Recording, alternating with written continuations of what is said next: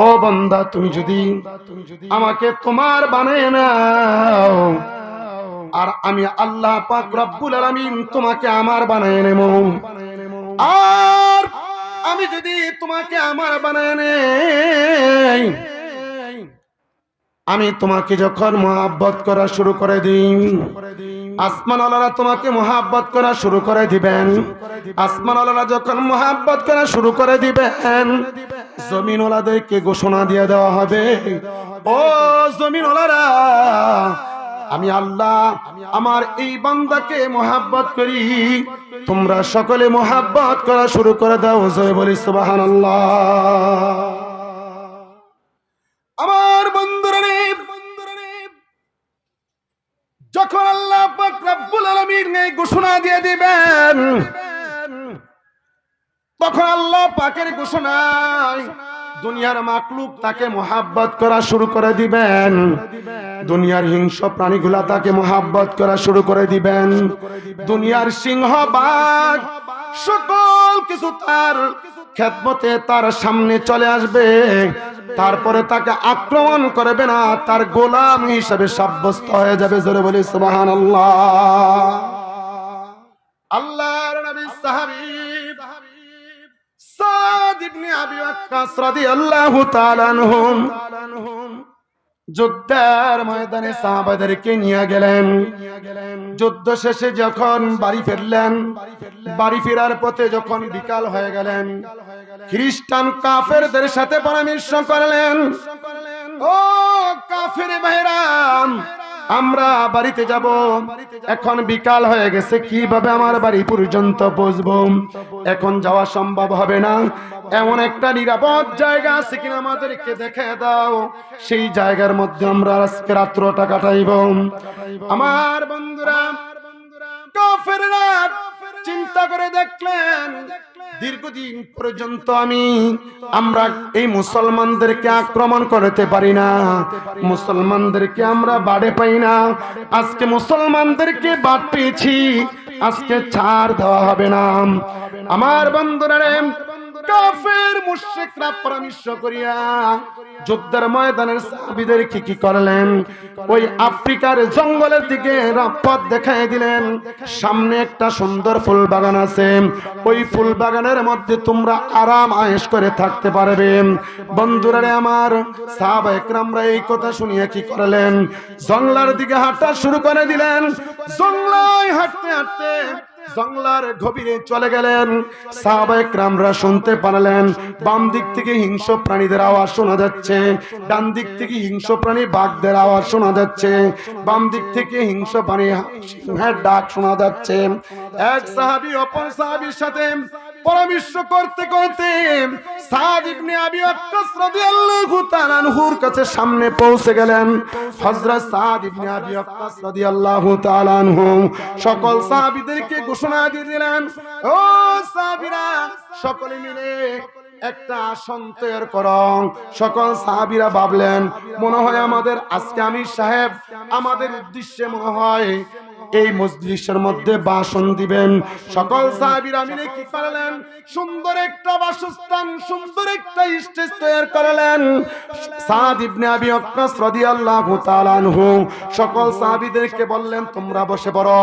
সাদ ইবনে আবি ওয়াক্কাস রাদিয়াল্লাহু তাআলা আনহু স্টেজের মধ্যে দাঁড়াইয়া ওই জঙ্গলার সিংহ, জঙ্গলার হিংস্র প্রাণী বাঘ, হিংস্র প্রাণী সিংহ, আরো কঠিন কঠিন সাপ বিচ্ছু সকল কিছুকে ঘোষণা দিচ্ছেন, হে জঙ্গলার হিংস্র প্রাণীগুলাম, জঙ্গলার হিংস্র বাঘ, জঙ্গলার হিংস্র সিংহরাম, তোমরা যে যেখানে আছো এখান থেকে তোমরা বাগানকে খালি করে দাও, বাগানকে সাফ করে দাও, কারণ এই বাগানের মধ্যে এমন এক দল এসেছে যেই দলেরা ইসলাম কায়েম করলে উম্মতের মধ্যে মুমিন তৈরি করার জন্য, মুমিন তৈরি করার দল এই বাগানের মধ্যে এসেছেন।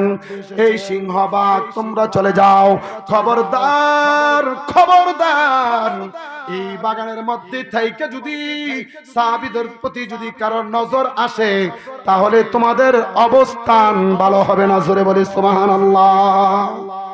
দেখেন সিংহের পেটের মধ্যে গিয়া সিংহরে কিভাবে হুঙ্কার দিয়া সাহাবায়ে কেরামরা কথা বলছেন। আজকে যদি আমি আর আপনি যদি এরকম সিংহ এবং বাঘের খাঁচার মধ্যে গিয়ে যদি এরকম আমরা তেজত্বে সুরে কথা বলি, সিংহ বাঘ বলবেন যে আজকে আমাদের মজাদার একটা খাবার সামনে এসেছে, তাকে খুব মজা করে খাইতে হবে। ঠিক না বেটি? বন্ধুরা আমার, সাদ ইবনে আবি ওয়াক্কাস রাদিয়াল্লাহু তাআলা আনহু আল্লাহকে তারা মঞ্জুর করায় নিয়েছেন। আমি প্রথমে বলেছিলাম যারা আল্লাহকে নিজের বানায় নেবেন দুনিয়ার মাখলুকগুলা তার গোলাম হয়ে যাবেন। আমার বন্ধুরা, সাদ ইবনে আবি ওয়াক্কাস রাদিয়াল্লাহু তাআলা আনহু যখন এই কথা বললেন, সাহাবারা দেখলেন যে সিংহের সন্তানগুলা লইয়া এই জংলা থেকে জংলা খালি করে দিচ্ছেন। জোরে বলি সুবহানাল্লাহ। বাঘের বাচ্চাগুলা নিয়া জংলা খালি করে দিচ্ছেন, সাপ বিচ্ছু তাদের বাচ্চাগুলা নিয়া এই জংলাকে খালি করে দিচ্ছেন। বন্ধুরা আমার, এমনি ভাবে যদি সাহাবায়ে কেরামরা আল্লাহকে নিজের বানাইছেন, আমার আল্লাহ পাক রব্বুল আলামিন দুনিয়ার মাখলুককে ঘোষণা দিয়ে দিয়েছেন যে এই বান্দারা, এই দুনিয়ার মাখলুক, এই বান্দারা আমার, আমি তাকে মহাব্বত করি, তোমরা তাকে মহাব্বত করা শুরু করে দাও। জোরে বলি সুবহানাল্লাহ। শুধু তাই নয়, ওই সাহাবীদের সামানাগুলা বুঝাবার জন্য আল্লাহর নবীর একজন সাহাবী, আল্লাহর নবীর একজন সাহাবী সাফিনা, ওই সাফিনা মালের বোঝা নিয়ে যখন জংলায় প্রবেশ করা শুরু করে দিলেন, হঠাৎ করে জংলার একটা বাঘ তাকে আক্রমণ করবেন। এমত অবস্থায় ওই জংলার বাঘকে ওই সাফিনা নামক সাহাবী ডাক দিয়ে বলেন, এ জংলার বাঘ, খবরদার, আমি আল্লাহর নবীর একজন সাহাবী। যেই সাহাবীরা জংলার ভিতরে দিন কায়েমের জন্য জংলার ভিতরে গিয়েছে, যদি আমাকে তোমরা আক্রমণ করো তাহলে ওই সাহাবীদের অসুবিধা হয়ে যাবে, থাকা অসুবিধা হয়ে যাবে, ঘুমানো অসুবিধা হয়ে যাবে, খবরদার আমার উপর কোনো আক্রমণ করিও না। ওই সাহাবী বললেন, যখন আমি কথা বলেছি জংলার বাঘ কি করলেন, এমনি ভেবে মোরা মারিয়া পিছন থেকে কি করলেন, লেঞ্জাটা এমনি ঘুরাচ্ছেন, নাড়াচাড়া করছেন। ওই লেঞ্জারা নাড়াচাড়া করতেছেন আর বলতেছেন যে হে সাফিনা, আল্লাহর নবীর সাহাবী সাফিনা, শুনে রাখো, আমি আপনাকে আক্রমণ করার জন্য আসি নাই, আমি আপনাকে ওই সাহাবীদের কাছে যাওয়ার জন্য আমি পথ দেখাই দিচ্ছি, আপনি এই পথে ওই সাহাবীদের কাছে পৌঁছে যাবেন। জোরে বলি সুবহানাল্লাহ। যেই সাহাবী যেই বাঘ তাকে আক্রমণ করতেন, সেই বাঘ কি করলেন, তাকে রাহাবারি করিয়া ওই সাহাবীদের কাছে পৌঁছে দিবেন। আসলে এরকম কেন হয়েছে? তারা আল্লাহকে নিজের বানানোর কারণে দুনিয়ার হিংস্র প্রাণীগুলা তাদের গোলাম হয়ে গেছেন। আল্লাহ পাক এখনো সেই আল্লাহ আছে কিনা? জোরে বলেন, এখনো সেই আল্লাহ আছে কিনা? সেই আল্লাহ এখনো যদি থাকে, আমরাও যদি আমাদের আল্লাহকে আমাদের নিজের বানায় নেই, তাহলে আমার আল্লাহ দুনিয়ার সকল মাখলুককে আমার গোলাম বানায় দিবেন। জোরে বলে সুবহানাল্লাহ।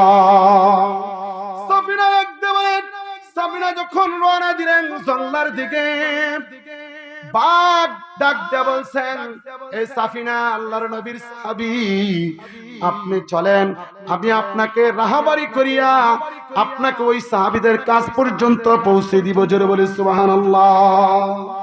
বাঘ চিন্তা করেন, বাঘ তাকে সুপারিশ করিয়া, বাঘ তাকে রাহাবারি করিয়া, বাঘ তাকে সম্মান করিয়া রাস্তা দেখাইতে দেখাইতে তাকে গন্তব্যস্থল পৌঁছে দিয়েছেন।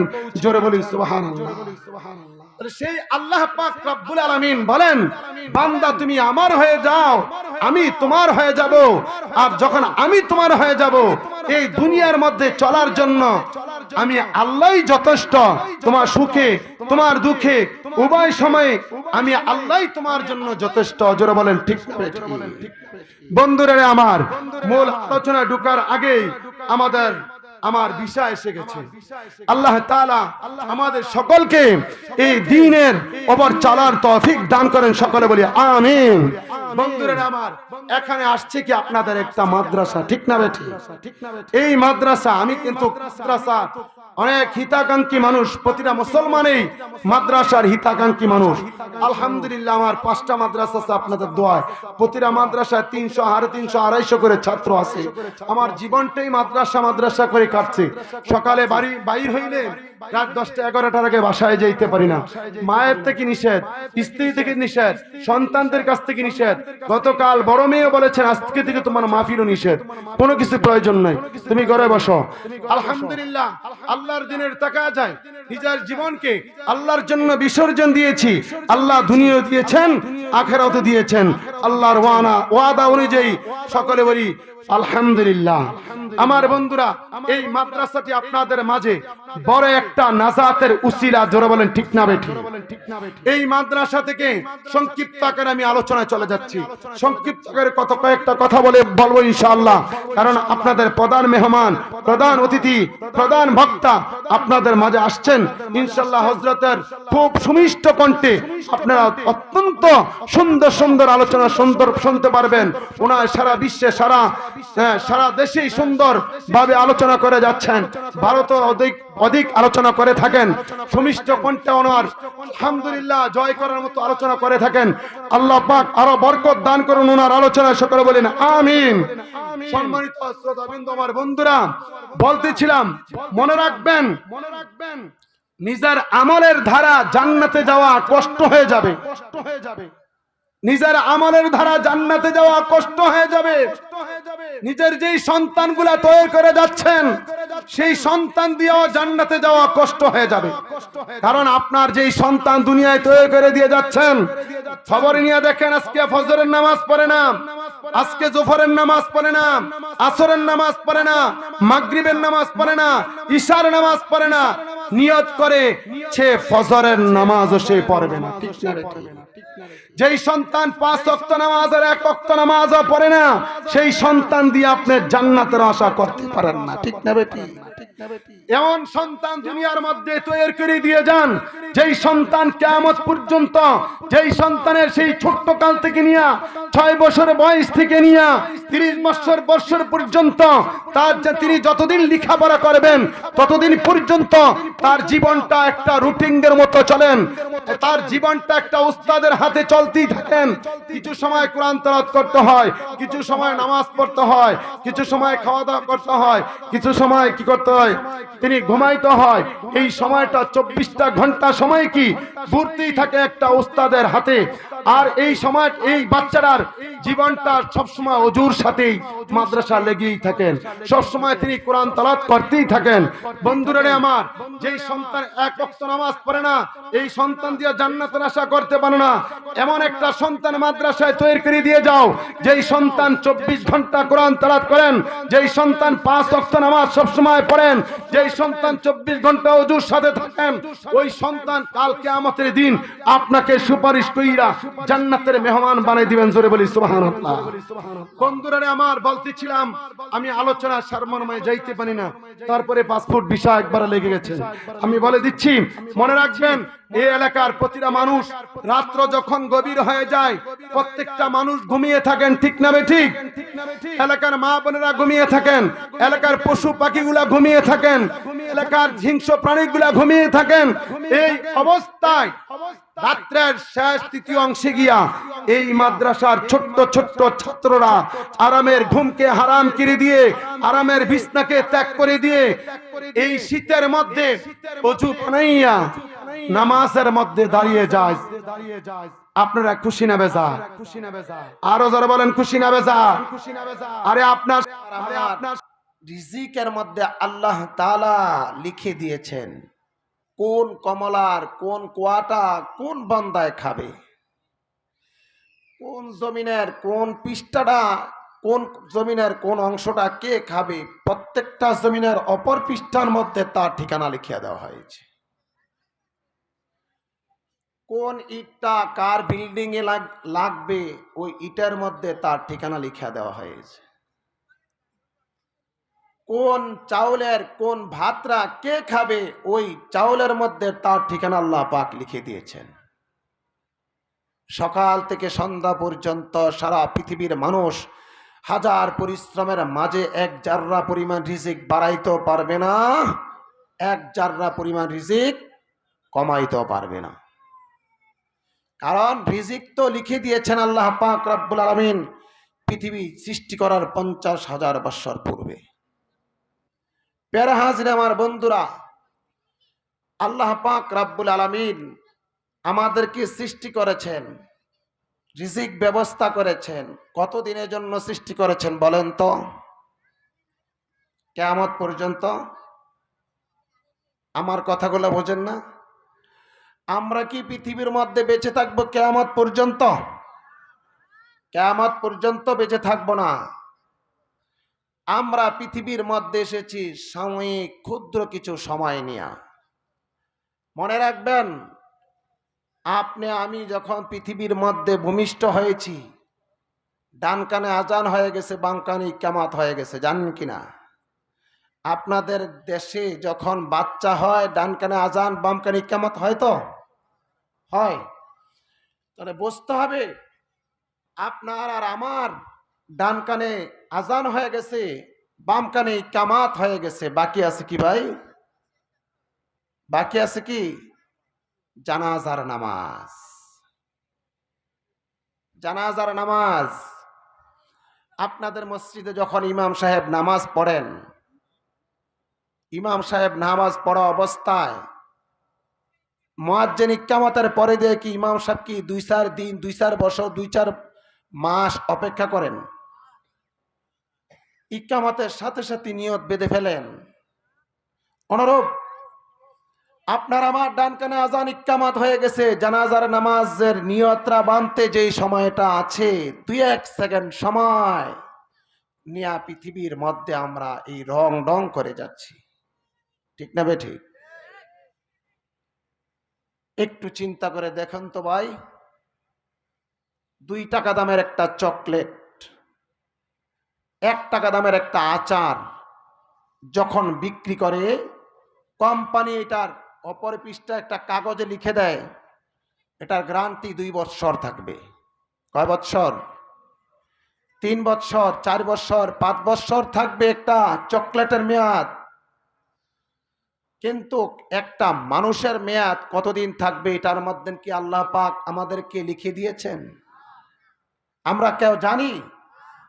আরে ভাই, একটা চকলেটের যদি মেয়াদ মেয়াদ দেওয়া হয়, সময় দেওয়া হয়, গ্যারান্টি দেওয়া হয়, আর আপনাকে আমাকে সৃষ্টি করার পরে দিয়া আল্লাহ পাক রব্বুল আলামিন আপনাকে আমাকে সেই গ্যারান্টির সময়টুকু জানিয়ে দেওয়া হয় নাই।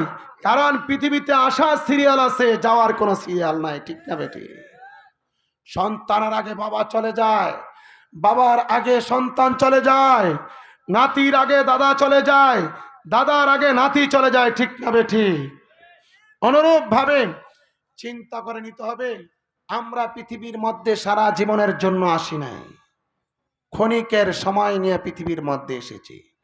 দেখেন, পৃথিবীর খোলা আসমান থেকে নিয়ে জমিন পর্যন্ত, পৃথিবীর এক প্রান্ত থেকে অপর প্রান্ত পর্যন্ত যদি শস্য দিয়া ভরপুর করে দেওয়া হয়, আর ওই শস্যগুলা যদি একটা পাখি যদি 1 বৎসর পর পর যদি একটা করে শস্য নিয়ে যায়, ওই শস্য পরিমাণ যদি আপনাকে আমাকে হায়াতি জিন্দেগি দিয়া দেওয়া হয়, একদিন ওই শস্য শেষ হয়ে যাবে, আপনার দুনিয়ার জিন্দেগি হায়াতি জিন্দেগি শেষ হয়ে যাবে, কিন্তু পরকালের জিন্দেগি শুরু আছে কি নাই?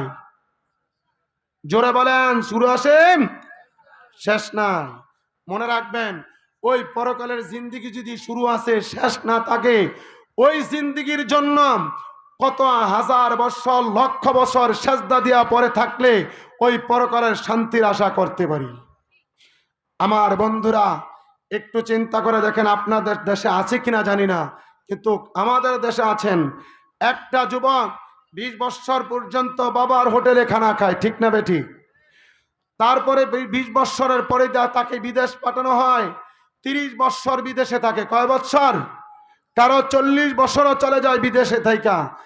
20 বছর বাবার হোটেলে খাইলেন, 30 বছর বাবা বিদেশে কাটাইলেন, তার ঘরে 60 বছর হায়াতি জিন্দিগির মধ্যে আর কতদিন থাকেন? 10 বছর।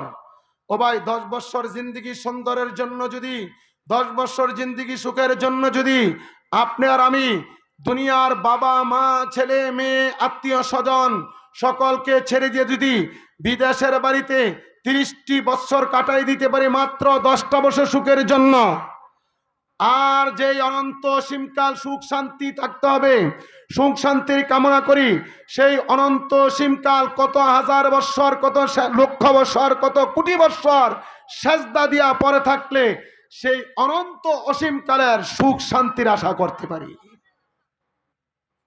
কথা বুঝাইতে পারি না মনে হয়?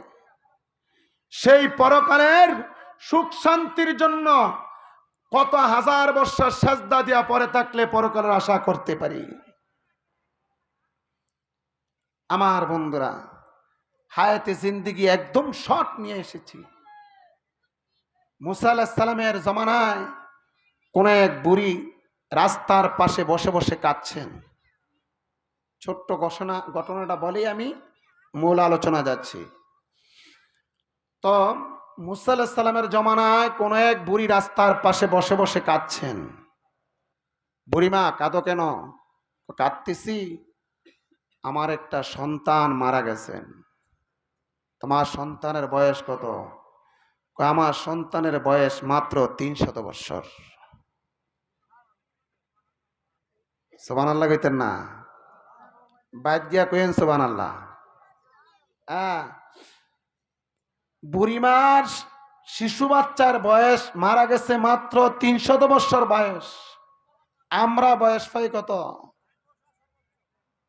বুড়িমা বলেন, আমার সকল বাচ্চারা বড় হয়ে গেছে, এই বাচ্চারা লাস্টের ছোট, সবার ছোট। সবার ছোট বাচ্চার বয়স যদি 300 বৎসর হয়, বড় বাচ্চাটির বয়স কত? মার বয়স কত? আচ্ছা বলেন তো, আমরা আখিরি নবীর উম্মতেরা গড়ে হায়াতে জিন্দিগি পাই তাগ কয় ভাগ? 6। এই শিশু বাচ্চার হায়াতি জিন্দিগির 6 ভাগের 1 ভাগ হায়াতি জিন্দিগি পাই আমরা, ঠিক না বেঠিক? এই 6 ভাগের 1 ভাগ জিন্দিগি নিয়ে পৃথিবীর মধ্যে পৃথিবীর অট্টালিকা করতে গিয়ে আমরা আল্লাহকে ভুলে যাচ্ছি। আল্লাহকে ভুলে গিয়া দুনিয়ার মধ্যে আমরা রং তামাশায় পড়ে আছি। বন্ধুরা আমার, এই জন্য আল্লাহকে যদি বলে যাও, দুনিয়া পাইয়া যদি আল্লাহকে বলে যাও, আমার আল্লাহ পাক রব্বুল আলামিন বলেন, নিশ্চয়ই তুমি ক্ষতিগ্রস্তের মধ্যে রয়েছ। তুমি দুনিয়ার অর্থ পাইয়া, দুনিয়ার সম্পদ পাইয়া, দুনিয়ার সন্তানাদি পাইয়া যদি তাদেরকে পাইয়া যদি তুমি আল্লাহকে বলে যাই, নিশ্চয়ই তুমি ক্ষতিগ্রস্তের মধ্যে রয়েছ। দুনিয়ার সম্পদের মায়া থেকে, দুনিয়ার সন্তানাদির মায়া থেকে সর্বোচ্চ মায়া কাকে করব? আল্লাহ এবং আল্লাহর রাসূলকে। আমার বন্ধুরা, বলেছিলাম আমাদের ইমানি জজবার দুর্বলতার কারণে আজকে আমরা দুনিয়ার বিভিন্ন ধরনের ফিতনা ফাসাদের মধ্যে আমরা পড়ে আছি। প্যারা হাজিরিন, বলতেছিলাম আমরা যদি আল্লাহকে পাইতে গিয়া এই দুনিয়ার জমিনে যদি আল্লাহকে পাইতে গিয়ে যদি আমরা দুনিয়ার সমস্ত আল্লাহ পাকের সমস্ত কাজকর্মকে নিজের বানিয়ে নেই, তাহলে আমার আল্লাহ পাক আমাকে আল্লাহর বানিয়ে নেবেন। আপনাকে আমাকে আল্লাহর বানিয়ে নেবেন। আমার আল্লাহ পাক রব্বুল আলামিন বলেন